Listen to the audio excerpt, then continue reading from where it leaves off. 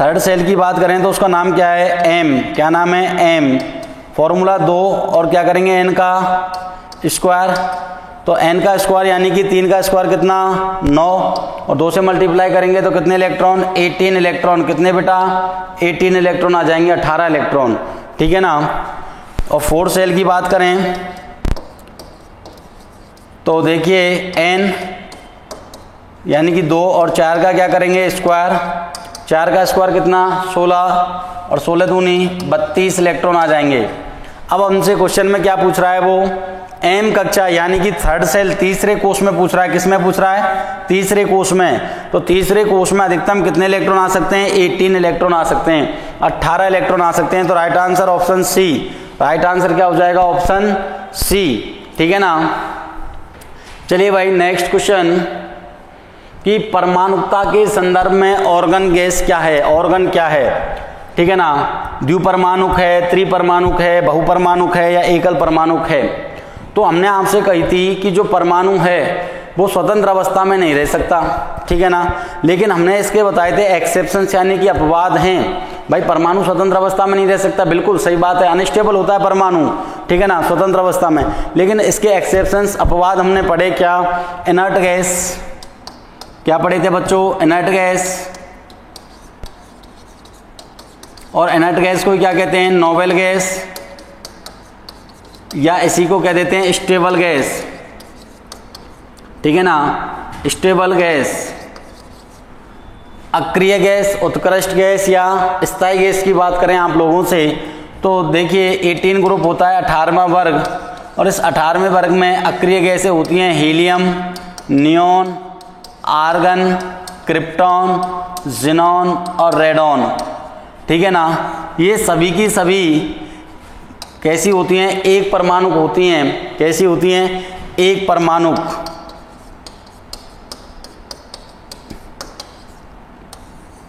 एक परमाणु अवस्था में मिलती हैं, ठीक है ना। यानी कि हीलियम He के रूप में क्या होती है, स्थायी। नियोन Ne के रूप में स्थायी है। आर्गन Ar के रूप में, क्रिप्टॉन Kr के रूप में, जिनॉन Xc और रेडॉन Rn, ये सभी एक परमाणु गैस हैं, एकल परमाणु हैं, यानी कि सिंगल अवस्था में भी कैसी होती हैं साथियों, स्थायी होती हैं। तो राइट आंसर आ जाना चाहिए आप लोगों का, बिल्कुल right answer. Robin Wright answer क्या रहेगा बेटा, एकल परमाणु, सही है भाई।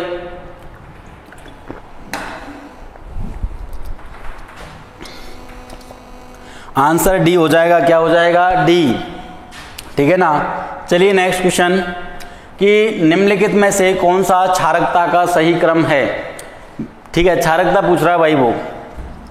तो देखिए जैसे OH OH OH OH common है, डिफरेंट क्या है बच्चों, डिफरेंट है लिथियम, सोडियम, पोटेशियम और सीजियम, यही डिफरेंट है ना यहाँ पर।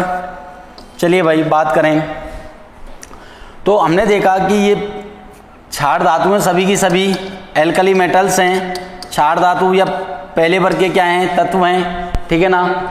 फर्स्ट ग्रुप के क्या हैं, एलिमेंट्स हैं, पहले वर्ग के तत्व हैं। और एक वर्ग में ऊपर से नीचे आने पर हमने कहा क्या, साइज क्या होती है, बढ़ती है। और साइज बढ़ेगी तो आप जानते हो कि जो बॉन्ड लेंथ है, बंध लंबाई है, वो भी क्या हो जाती है, बढ़ जाती है, ठीक है। और बंध लंबाई बढ़ेगी तो आप जानते हो कि जो इन्होंने LiOH, lithium hydroxide, sodium hydroxide, potassium hydroxide और सीजियम हाइड्रोक्साइड, ठीक है ना।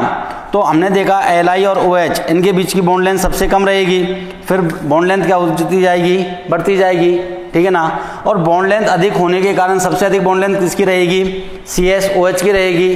तो अधिक बॉन्ड लेंथ के कारण ये OH को आसानी से क्या कर देता है, मुक्त कर देता है, यानी कि फ्री कर देता है। यहाँ से OH आसानी से क्या हो जाएगा, निकल जाएगा, ठीक है ना, ठीक है। आसानी से निकलने के कारण हम कह सकते हैं कि सबसे अधिक क्षारकता किसकी होगी, CSOH की होगी। किसकी होगी, CSOH की। और CSOH is greater than KOH is greater than NaOH LiOH। और वैसे भी हम पढ़ते हैं क्या कि अगर साइज अधिक होती है, आकार या रेडियस अधिक होता है, ठीक है ना, साइज या रेडियस क्या होते हैं, अधिक होते हैं, तो जो बेसिसिटी है, क्षारकता है, बेसिसिटी यानी कि क्षारकता जो है वो क्या हो जाएगी, अधिक हो जाएगी। क्या हो जाएगी, अधिक हो जाएगी। ठीक है ना, साइज या रेडियस अधिक तो बेसिसिटी या क्षारकता क्या हो जाएगी, अधिक। क्वेश्चन है, अष्टक के सिद्धांत के अनुसार यदि रासायनिक तत्वों को बढ़ते हुए परमाणु भार के अनुसार व्यवस्थित किया जाता है तो एक समान भौतिक और रासायनिक गुणों वाले तत्व प्रत्येक ... तत्वों के अंतराल पर आते हैं। यानी कि सबसे पहले इसने हमसे कहा है अष्टक सिद्धांत, ऑक्टेट रूल, अष्टक नियम या अष्टक सिद्धांत। तो अष्टक नियम किसने दिया था बेटा, न्यूलैंड ने दिया था। किसने, न्यूलैंड ने। आपने पढ़ा न्यूलैंड का अष्टक नियम। क्या कहते हैं न्यूलैंड साहब, न्यूलैंड ने कहा था क्या कि यदि तत्वों को उनके परमाणु भार के बढ़ते क्रम में व्यवस्थित किया जाता है तो पहले तथा आठवें तत्व के गुण ठीक उसी प्रकार समानता दर्शाते हैं जिस प्रकार संगीत के पहले तथा आठवें स्वर में होती है। ठीक है ना, जैसे देखिए lithium, beryllium, boron, carbon, nitrogen, oxygen, fluorine, sodium, magnesium, aluminium, silicon, phosphorus, sulphur, chlorine, potassium, calcium. तो न्यूलैंड के अष्टक नियम का अंतिम तत्व कौन सा था, सबसे पहले तो देखिए कैल्शियम। ये इस न्यूलैंड के अष्टक नियम का अंतिम तत्व था दोस्तों। क्लियर, लास्ट एलिमेंट्स कौन सा था, कैल्शियम था इस न्यूलैंड के अष्टक नियम का। आप सोच रहे होंगे सर यहाँ पर नियोन और आर्गन तो आपने रखी नहीं।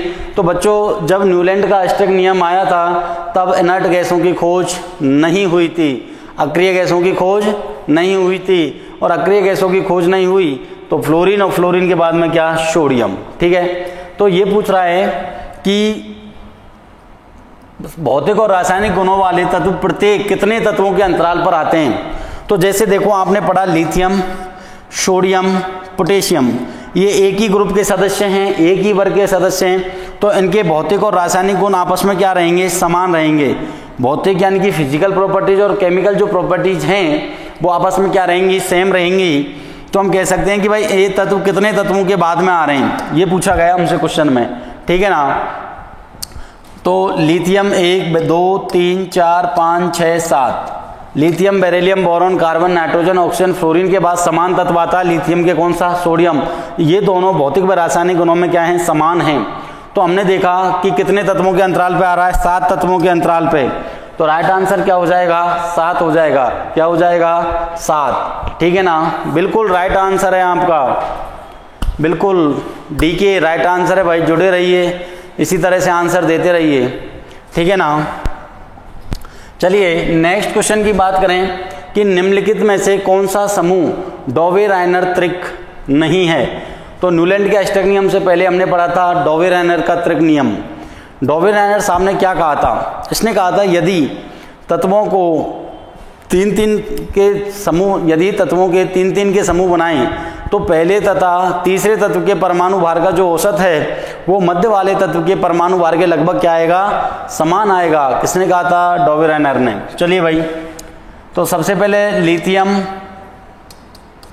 सोडियम और पोटेशियम है ऑप्शन ए में।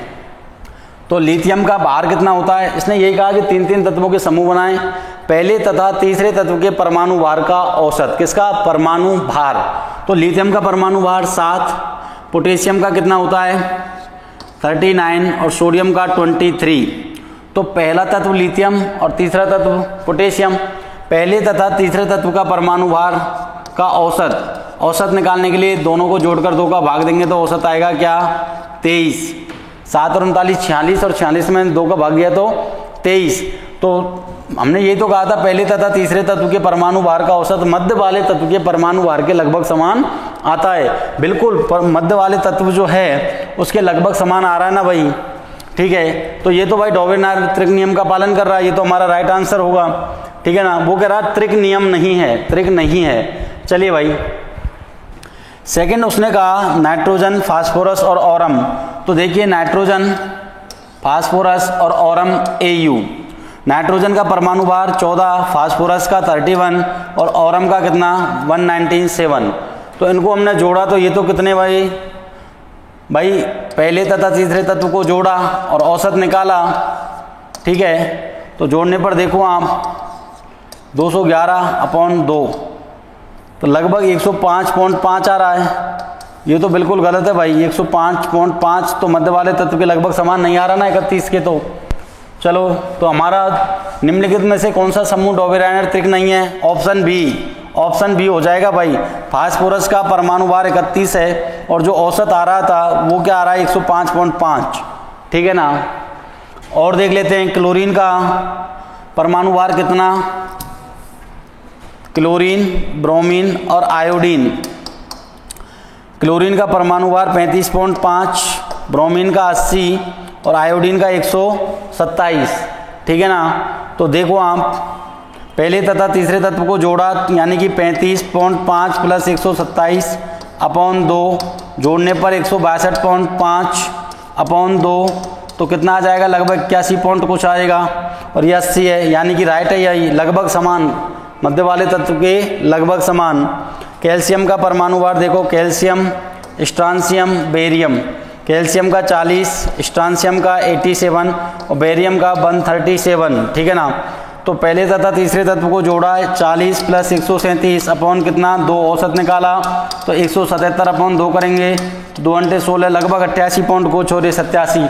तो ये भी सही है भाई। तो जो राइट आंसर हो जाएगा, डोबेरायनर त्रिक नियम का पालन कौन नहीं कर रहा? ऑप्शन बी, नाइट्रोजन, फास्फोरस और हम नहीं करते हैं बेटा, ठीक है ना। नेक्स्ट क्वेश्चन है, अक्रिय गैसों का आयनन विभव होता है। अभी आपको बताई थी कि जो अक्रिय गैसें हैं वो कौन कौन सी हैं। तो देखो आप, अक्रिय गैसें,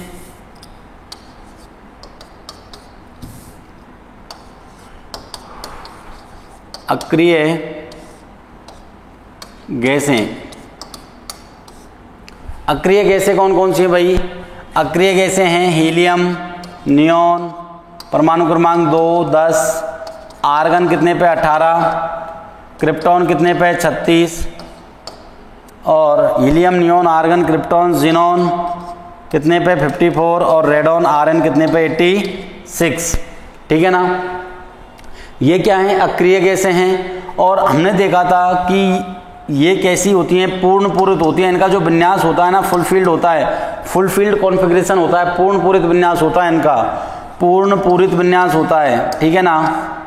इनका जो विन्यास है वो कैसा रहेगा? पूर्ण पूरित, यानी कि फुलफिल्ड कॉन्फ़िगरेशन रहेगा, ठीक है। और पूर्ण पूरित विन्यास के कारण ये कैसी हो जाएंगी? मोर स्टेबल, अधिक स्थायी होती हैं। क्या होती हैं? अधिक स्थायी होती हैं। और क्वेश्चन में पूछ रहा है कि अक्रिय गैसों का आयनन विभव होता है। तो अक्रिय गैसों में आयनन विभव की हम बात करें तो किसी उदासीन विलगित गैसीय परमाणु के 72 कोश से 1 इलेक्ट्रॉन निकालने के लिए आवश्यक ऊर्जा ही क्या कहलाती है? आयनन विभव या आयनन ऊर्जा कहलाती है। तो जब ये अधिक स्थायी रहेंगी तो यानी कि इनका ऑक्टेट कंप्लीट है, अष्टक पूर्ण है, तो मोर स्टेबल है, अधिक स्थायी हैं। और आप जानते हो क्या कि जब किसी एटम के आउटर मोस्ट शेल यानी कि बाह्यतम कोश, और बाह्यतम कोश में 8 इलेक्ट्रॉन होते हैं, हीलियम को तो 2 पर ही क्या मानते हैं? स्टेबल। तो ये भी मोर स्टेबल में आती है, ठीक है ना। तो उससे 8 इलेक्ट्रॉन जब हैं तो ये क्या करेंगे? किसी से क्रिया नहीं करती हैं, तो जो अपना इलेक्ट्रॉन है उसको आसानी से नहीं देती हैं। अगर इनके बाह्यतम कोश से 1 इलेक्ट्रॉन निकालना है तो उसके लिए बहुत अधिक एनर्जी देनी पड़ती है, बहुत ज़्यादा ऊर्जा की क्या होती है? हमें आवश्यकता होती है। इसलिए हम कह देते हैं कि अक्रिय गैसों का जो आयनन विभव रहेगा वो कैसा रहेगा? उच्च। कैसा रहेगा? उच्च। और मैंने आपको पढ़ाया था कि जो सेकंड पीरियड है यानी कि द्वितीय जो आवर्त है, उस द्वितीय आवर्त में आपने पढ़ा lithium, beryllium, boron, carbon, nitrogen, oxygen, fluorine और नियोन। मैंने इसमें आईपी का ऑर्डर पूछा था, करवाया भी है, समझाया भी है कि भाई इसमें आईपी का क्रम क्या रहेगा। तो आईपी यानी कि आयनन विभव या आयनाइजेशन पोटेंशियल, आईपी आयनन विभव की बात कर रहे हैं। तो सबसे ज़्यादा आयनन विभव किसका था? नियोन का। किसका था? नियोन का। क्यों? अक्रिय गैस है, और अक्रिय गैस है तो इसका जो बाह्यतम कोश है यानी कि अष्टक कैसा? पूर्ण है। अष्टक कैसा है बेटा? पूर्ण। तो ये क्या होगी बेटा? अधिक स्थायी, मोर स्टेबल रहेगी। और अधिक स्थायी होगी यानी कि न्यूक्लियस, पहला कोश, दूसरा कोश, पहले कोश में 2 और दूसरे में कितने? 8। तो यहाँ से इलेक्ट्रॉन निकालने के लिए अधिक ऊर्जा चाहिए, अधिक नहीं बहुत अधिक एनर्जी की आवश्यकता पड़ेगी। और अधिक ऊर्जा यानी कि हम कह सकते हैं Ip का मान क्या हो जाएगा, अधिक। Ip का मान क्या हो जाएगा साथियों, अधिक हो जाएगा। कोई डाउट है क्या? वेरी गुड, बहुत बढ़िया बच्चों, राइट आंसर, बिल्कुल बिल्कुल, शाबाश बेटा आकाश, राइट आंसर। इसी तरह जुड़े रहिए। चलिए भाई नेक्स्ट क्वेश्चन, ब्यूटेन गैस का रासायनिक सूत्र क्या है? तो सबसे पहले तो देखते हैं जो ब्यूटेन गैस है ये किसकी सजात है, एल्कीन की सजात है, एल्कीन की सजात है या एल्काइन के सजात हैं, ठीक है ना। तो एक एक की बात करते हैं। तो सबसे पहले बात की हमने आपसे एल्केन, एल्केन, फिर हमने बात की एल्कीन और फिर बात की एल्काइन की, ठीक है ना, एल्काइन। चलिए भाई एक एक की बात करें। तो एल्केन का सामान्य सूत्र क्या होता है, CnH2n+2, CnH2n+2 एल्केन का सामान्य सूत्र। एल्कीन का CnH2n, 2 इलेक्ट्रॉन कम कर दो, CnH2n, ठीक है ना, 2 कम कर दो यानी कि, और इसमें भी 2 कम करेंगे तो CnH2n-2। ये तो इनकी क्या हो गई बच्चों, सासू, क्या हो गई, सासू, सासू यानी कि सामान्य सूत्र, सामान्य सूत्र, सासू, क्लियर। सासू से भी क्वेश्चन पूछा जा सकता है। और एल्कीन के अदर नेम में हमने पढ़ा था क्या होते हैं, पैराफिन या मोम, ठीक है ना। एल्कीन का क्या होता है, ओलिफिन, अदर नेम ओलिफिन, ठीक है ना। हमने कहा था सफिक्स, सफिक्स को हिंदी में कहते हैं बच्चों अनुलग्न, अनु यानी पीछे, लग्न यानी जुड़ना, जो पीछे जुड़ेगा। तो एल्कीन का अनुलग्न होता है एन, एल्कीन का इन, और एल्काइन का क्या होता है, आइन, एल्काइन का क्या होता है साथियों, आइन, ठीक है ना। पहचान की बात करें तो alkene single bond, alkene double bond और एल्काइन ट्रिपल बॉन्ड, ठीक है।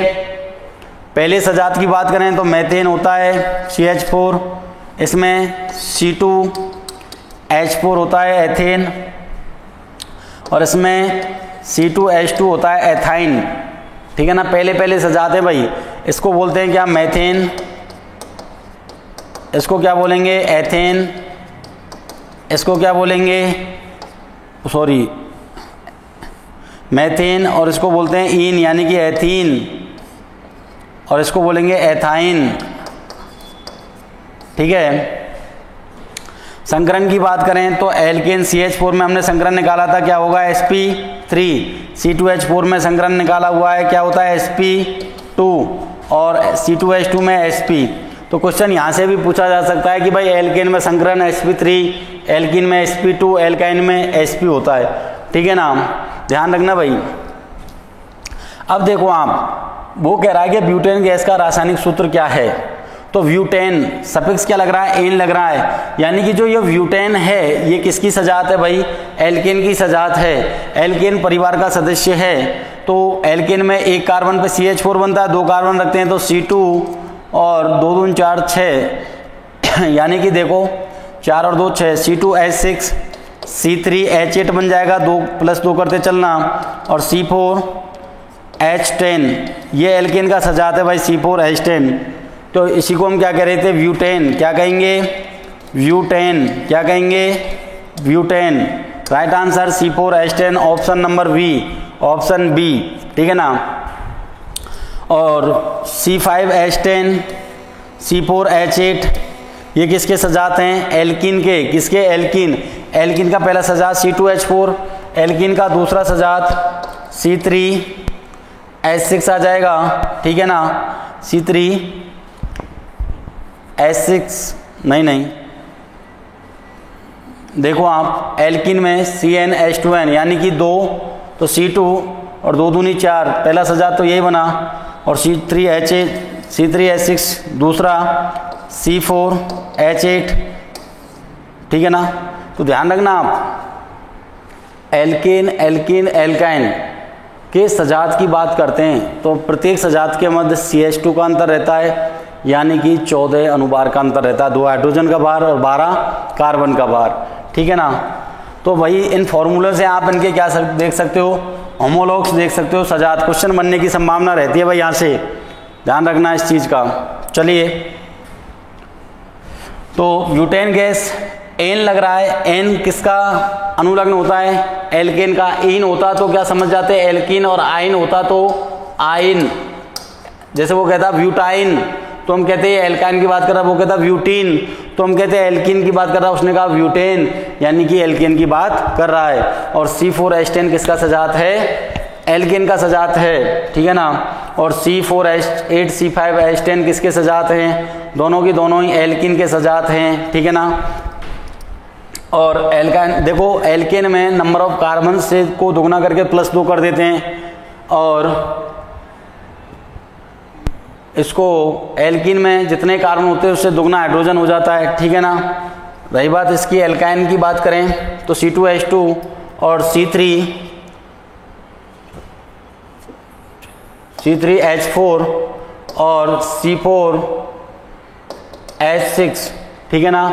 C4H6 ये किसका सजात हो जाएगा? एल्काइन का। ये एल्काइन का, ये एल्केन का, ये एल्कीन, ये भी एल्कीन। क्लियर? चलिए भाई, नेक्स्ट है 4NH3 गैसीय स्टेट में, 5O2 ये भी गैसीय स्टेट में है, इक्वल टू 4NO गैसीय स्टेट में, 6H2O गैसीय स्टेट के आधार पर निम्नलिखित में से कौन से कथन सत्य हैं? उपचयित का अर्थ है यहाँ पर ऑक्सीकरण। क्या है? ऑक्सीकरण। N उपचयित हो जाता है, यानी कि N का ऑक्सीकरण होगा क्या यहाँ पर। और अपचयित का अर्थ है अपचयन। किसकी बात कर रहा है वो? अपचयन। ध्यान रखना, उपचयित यानी ऑक्सीकरण और अपचयित यानी कि अपचयन। तो आप पढ़ते हो क्या? ऑक्सीडेशन, ऑक्सीकरण, और रिडक्शन यानी कि अपचयन, ठीक है ना। तो ऑक्सीकरण में ऑक्सीजन क्या होती है? जुड़ती है, और हाइड्रोजन क्या होता है? निकलता है। माइनस का अर्थ है निकलता है। और यहाँ पर रिडक्शन में ऑक्सीजन निकलती है और हाइड्रोजन क्या होता है? जुड़ता है, H+ यानी कि जुड़ता है। तो देखो आप 4NH3 5O2 उत्पाद बना, उसमें पहले ऑक्सीजन यहाँ थी सिंगल, अब वो जुड़ गई नाइट्रोजन के साथ में, यानी कि ऑक्सीजन का जुड़ना क्या कहलाता है? ऑक्सीकरण कहलाता है, ठीक है ना। यानी कि उपचयित है यहाँ पर कौन? नाइट्रोजन का क्या हो रहा है? ऑक्सीकरण हो रहा है, उपचयित हो रही है नाइट्रोजन। क्यों? ऑक्सीजन जोड़ी है इसने, और ऑक्सीजन का जुड़ना ही क्या कहलाता है? ऑक्सीकरण। तो नाइट्रोजन उपचयित हो रही है तो ऑक्सीजन क्या हो जाएगी? अपचयित हो जाएगी। तो राइट आंसर ए और डी, ऑप्शन ए में मिलेंगे, ए और डी। क्लियर? उपचयित को कहते हैं ऑक्सीकरण और अपचयित को कहते हैं अपचयन। क्लियर? तो ऑक्सीजन का जुड़ना नाइट्रोजन से जुड़ रही है तो नाइट्रोजन क्या हो रही है? उपचयित हो रही है, ऑक्सीकरण हो रहा है तो ऑक्सीजन अपचयित हो जाएगी। चलिए भाई, निम्नलिखित में से कौन सी धातु जर्मन सिल्वर में होती है? तो जर्मन सिल्वर की आपसे बात करें, देखिए जरा, जर्मन सिल्वर, मैंने पहले ही कहा था जर्मन सिल्वर में सिल्वर का प्रतिशत 0, सिल्वर यानी कि Ag यानी कि चांदी, तो चांदी का प्रतिशत कितना है? 0, ठीक है ना। जर्मन सिल्वर में सिल्वर चांदी का प्रतिशत कितना है? 0। तो भाई किससे मिलकर बनी होती है जर्मन सिल्वर? जनता से। किससे? ट्रिक बताई थी, जनता से। J यानी जिंक, Zn, N यानी कि निकिल, Ni, और तांबा यानी कि कॉपर, Cu दे रखा होगा। तो देखो तांबा है बिल्कुल, निकिल है, चांदी से मिलकर नहीं बनी होती है, जस्ता। तो जो जर्मन सिल्वर होती है वो तांबा, निकिल और जस्ते से मिलकर बनी होती है, चांदी से मिलकर के नहीं बनी होती है। तो ये कह रहा है कि भाई जर्मन सिल्वर में कौन सी धातु नहीं है? चांदी नहीं है भाई। सही गलत है? चलिए भाई, आया समझ में? बिल्कुल बिल्कुल बच्चों, आपको क्वेश्चन मिलेंगे, आप पढ़ते रहिए, ठीक है ना। बिल्कुल आपकी ये मेहनत रंग लाएगी, ठीक है। बिल्कुल माइंड फ्रेश होकर के, किसी तरह का दबाव हमें नहीं लेना, हमें पढ़ना है बस। अपनी मेहनत पर आप विश्वास रखें, सक्सेस जरूर होंगे आप। हाँ, कोई सा भी आ सकता है बेटा, वो लिखा रखें, सारे में से कोई सा भी क्वेश्चन आ सकता है।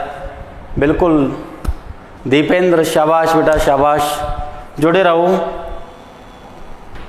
देखिए यूरिया का रासायनिक सूत्र है, तो यूरिया का रासायनिक सूत्र NH2 NH2CO NH2 होता है बेटा। और इसको ऐसे भी लिख सकते हैं कि NH2 का होल ट्वाइज और CO, NH2 का होल ट्वाइज और CO, ठीक है ना, ध्यान रखना ये होता है यूरिया का NH2CO NH2 या NH2 का होल ट्वाइज CO। तो NH2 का होल ट्वाइज CO दिख रहा है क्या, NH2 का होल ट्वाइज और CO, लेकिन यहाँ पर CO2 कर दिया, ठीक है ना। NH2 का होल ट्वाइज CO2 नहीं होता है, ये CO होता है। क्या होता है, CO होता है साथियों, क्या होता है, CO, ठीक है ना।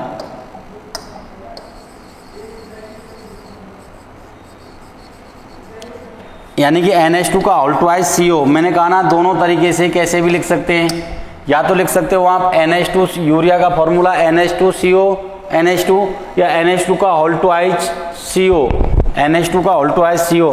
तो NH2 का होल ट्वाइज CO मुझे इस ऑप्शन में राइट दिख रहा है, और तो NH2 का होल ट्वाइज कहीं है ही नहीं, इसमें दिख रहा है NH2 का होल ट्वाइज। यानी कि जो एमाइड हैं वो कितने हैं, 2। और पूछा जा सकता है कौन सा बंध पाया जाता है यूरिया में, एमाइड बंध पाया जाता है। कौन सा, amide. Option D right answer रहेगा बेटा इसका, तो एमाइड बंध पाया जाता है। और देखो आप NH2 bond C double bond O bond NH2, ऐसे स्ट्रक्चर होती है यूरिया की, ठीक है ना। NH2 का होल ट्वाइज CO। तो इसमें ये जो होता है ये एमाइड, क्या होता है, एमाइड बंध, ठीक है ना। तो अब अगर हम इसका नाम लिखें तो देखो एमिनो, IUPAC नाम भी आता है इसका एग्जाम में, IUPAC नाम यूरिया का, ठीक है ना। IUPAC नाम एमिनो, NH2 के लिए क्या हो जाएगा, अमीनो, और इसके लिए एक कार्बन के लिए मैथेन, तो मैथेनेमाइड, मैथेनेमाइड एमाइड बंध है इसलिए एक कार्बन के लिए मैथेन, तो एमिनो मैथेनेमाइड इसका क्या हो जाएगा, IUPAC नाम हो जाएगा। और यूरिया को हम क्या कह देते हैं, कार्बामाइड भी कहते हैं। क्या कहते हैं, कार्बामाइड भी कहते हैं। क्लियर, ध्यान रखना भाई। पूछ सकता है कि निम्न में से कार्बामाइड किसको कहा जाता है, NH2CO NH2 यूरिया को। IUPAC नाम पूछ ले तो एमिनो मैथेनेमाइड, IUPAC नेम पूछ ले तो एमिनो मैथेनेमाइड, ठीक है ना। और प्रयोगशाला में निर्मित प्रथम कार्बनिक पदार्थ था वह यूरिया। यूरिया जो था ना, ये प्रयोगशाला में निर्मित प्रथम कार्बनिक पदार्थ था, प्रथम organic matter, first organic matter, प्रथम कार्बनिक पदार्थ था, ठीक है ना। यूरिया किसने बनाया था इसको, तो बोहलर नाम के वैज्ञानिक थे, बोहलर। किसने बनाया था साथियों, बोहलर ने बनाया था। किसने, बोहलर ने। पूछा जा सकता है प्रयोगशाला में निर्मित प्रथम कार्बनिक पदार्थ है यूरिया, किसने बनाया था, बोहलर ने बनाया था। सेकंड जो प्रयोगशाला में निर्मित था वो था एसिटिक एसिड, यानी कि CH3COOH, ये किसने बनाया था बेटा, कॉल्वे ने। किसने बनाया था, कॉल्वे, ठीक है ना। और नेक्स्ट है तीसरे नंबर पे निर्माण हुआ था मीथेन गैस का। इसका निर्माण किसने किया था, बर्थलोट ने किया था। किसने, बर्थलोट ने किया था, याद रखना भाई, ठीक है ना। तो प्रयोगशाला में निर्मित प्रथम कार्बनिक पदार्थ यूरिया NH2CO NH2 किसने बनाया, बोहलर ने। द्वितीय था एसिटिक एसिड CH3COOH, किसने बनाया, कॉल्वे ने। तीसरा मीथेन गैस थी, किसने बनाया, बर्थलोट ने। तो इसमें राइट आंसर अपना हो जाएगा ऑप्शन डी, NH2 का whole twice CO। Next question की बात करें तो कार्ब एनाइनों के स्थायित्व का क्रम पूछ रहा है, स्टेबिलिटी ऑफ कार्ब एनाइन, यानी कि कार्ब रेनाइन, एनाइन यानी कि रेनाइन। तो कार्ब एनाइनों के रेनाइन का क्रम होता है 1 डिग्री 2 डिग्री 3 डिग्री। ध्यान रखना, देखिए कार्ब एनाइन यानी कि हमने कहा stability of carb A9, carb A9 या कार्ब रेनाइन, हिंदी में बोलें तो कार्ब रेनाइन का स्थायित्व, कार्ब रेनाइन का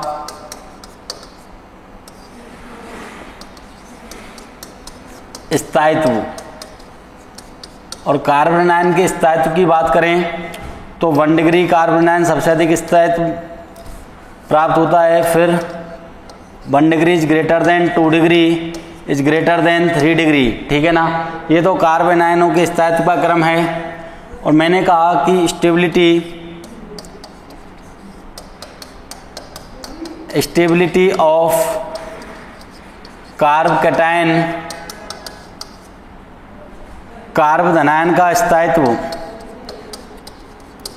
कार्ब धनायन का स्थायित्व, कार्ब धनायन के स्थायित्व की बात करें, स्टेबिलिटी ऑफ कार्ब कैटायन की, तो 3 degree is greater than 2 degree is greater than 1 degree. कोई सा भी क्वेश्चन एग्जाम में आ सकता है बच्चों, दोनों इंपॉर्टेंट हैं, ठीक है ना। और कार्ब धनायन कार्ब कैटायन का निर्माण किससे होता है? कार्ब धनायन और कार्ब कैटायन विषमांश बंध विदलन से। किससे? विषमांश बंध विदलन से। और समांश बंध विदलन से किसका होता है? फ्री रेडिकल मुक्त मूलक का। तो कार्ब आयन पूछा है तो ऑप्शन सी, ठीक है ना। आयनिक व सहसंयोजक दोनों बंध होते हैं, तो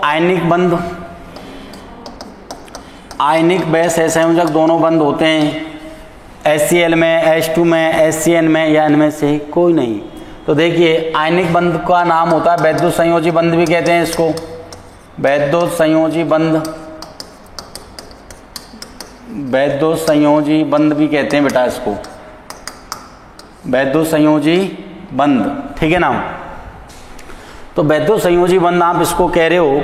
और हम जानते हैं HCl में तो H+Cl-, ठीक है ना। ये दोनों नॉन मेटल है तो हम कह देते हैं जो HCl में बंद होगा वो सहसंयोजक बंद होगा, दोनों नॉन मेटल। आयनिक बंध जो बनता है वो मेटल यानी कि धातु और किसके बंध में बनता है? अधातु के बीच में, नॉन मेटल के बीच में। धातु और अधातु के बीच में कौन सा बंध बनेगा? आयनिक बंध, ठीक है। तो HCl में तो दोनों ही क्या है? नॉन मेटल हैं, तो हम कह देते हैं कौन सा बंध है? कोवेलेंट बॉन्ड है, सहसंयोजक बंध है। कौन सा? सहसंयोजक बंध। कौन सा बंध है साथियों? सहसंयोजक बंध है। और H2 में भी हम बात करें तो हाइड्रोजन दोनों नॉन मेटल हैं, इसमें भी कौन सा बंध हो जाएगा? सहसंयोजक बंध हो जाएगा। शेष बचा हमारे पास HCN, तो HCN देखो H+ और Cn-, ठीक है। यानी कि इसमें वैद्युत संयोजी बंध यानी कि आयनिक बंध पाया जा रहा है, क्योंकि आयनों में टूट रहा है H+ और Cn- में सहसंयोजक बंध बनता है बेटा नॉन मेटल के बंध में, ठीक है बेटा। अनुराग नॉन मेटल के बीच में बनता है बेटा, नॉन मेटल के बीच में बनता है, यानी कि अधातु और अधातु के बीच में बनता है सहसंयोजक बंध। और आयनिक बंध धातु और अधातु दोनों के बीच में बनता है। तो H+ और Cn यानी कि वैद्युत संयोजी बंध पाया जा रहा है, आयनिक बंध उसी को कहते हैं। सेकंड हम देखते हैं H bond C triple bond N, ठीक है ना। तीनों हाइड्रोजन कार्बन नाइट्रोजन तीनों ही क्या होती हैं बेटा? नॉन मेटल होती हैं। और नॉन मेटल में कौन सा बंध? यहाँ पर तो कहेंगे आयनिक बंध है भाई, इसमें कौन सा? आयनिक। और यहाँ पर कौन सा बंध बताएंगे? सहसंयोजक बंध, सहसंयोजक बंध। बताओ कोई डाउट है क्या बेटा? ठीक है, पढ़ते रहिए बिल्कुल। देवेश राइट आंसर बेटा, शाबाश। देखो नेक्स्ट, जिंक ब्लेंड का सूत्र है, तो मेटलर्जी का क्वेश्चन है, धातु कर्म का। जिंक ब्लेंड यानी कि ZNS को हम क्या कह रहे थे? Zinc blende. Right answer option C, ठीक है ना। राइट आंसर क्या है? सीधा याद करना भाई, जिंक ब्लेंड ZNS को कहते हैं। जिंक का क्या है? ये अयस्क है। शनिवार किसका अयस्क है? तो HGS। शनिवार का फॉर्मूला होता है HGS, तो मरकरी Hg का अयस्क है। राइट आंसर ऑप्शन सी, शनिवार किसका अयस्क है? HGS, Hg का। चलिए भाई, शून्य कोटि अभिक्रिया के लिए वेग नियतांक क्या है? यानी कि जीरो ऑर्डर रिएक्शन के लिए हमसे पूछ रहा है वेग नियतांक, यानी कि रेट कांस्टेंट।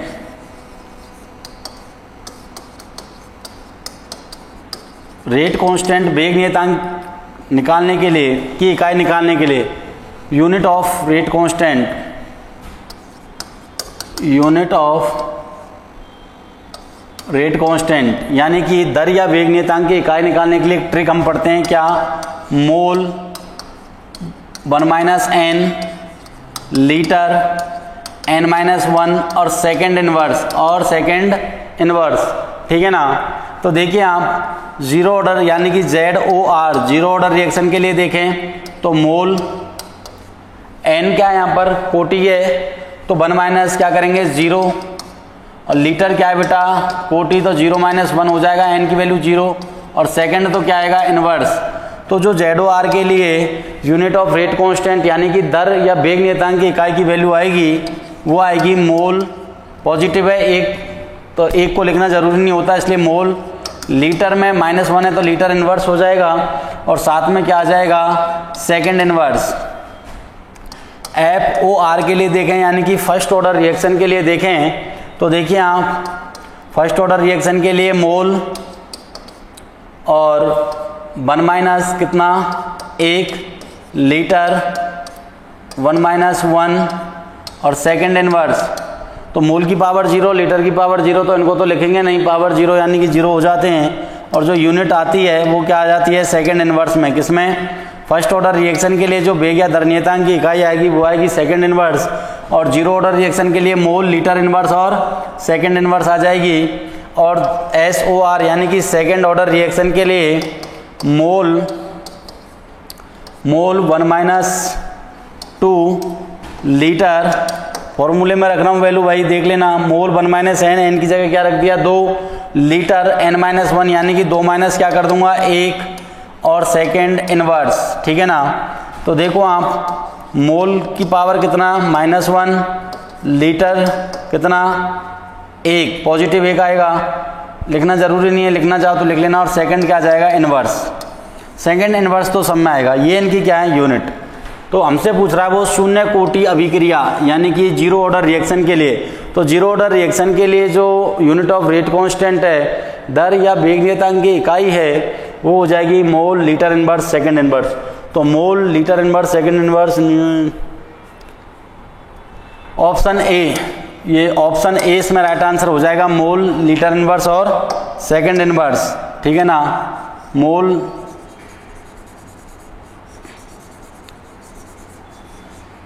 लीटर इनवर्स और सेकंड इनवर्स, क्लियर। चलिए भाई नेक्स्ट क्वेश्चन की बात करें तो हमने कहा सिनेवार किसका इसका है, रिपीट हो गया क्या क्वेश्चन, सिनेवार किसका इसका HG का, सिनेवार किसका इसका है HG का, किसका है इसके साथियों HG का, अभी पढ़ा हमने सिनेवार HGS, तो किसका इसका हो जाएगा मरकरी का HG का ठीक है ना। फिर कह रहा है हाइड्रोजन हैलाइड के प्रति विभिन्न प्रकार के एल्कोहलों की प्रतिक्रियाशीलता का सही क्रम है। तो देखिए एल्कोहलों की क्रियाशीलता हमने पढ़ी 3 डिग्री एल्कोहल की